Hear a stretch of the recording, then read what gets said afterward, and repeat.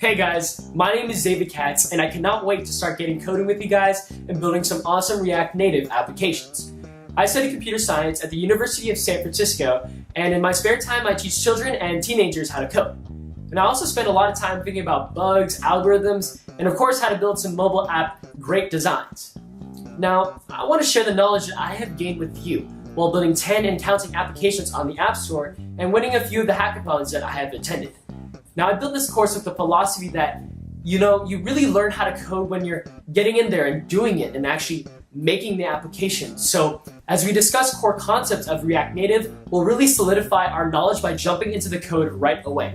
I also spent a lot of time and thought into building 3 great example applications for you guys to really solidify your React Native knowledge, and they'll also be foundations for any future projects that you want to build.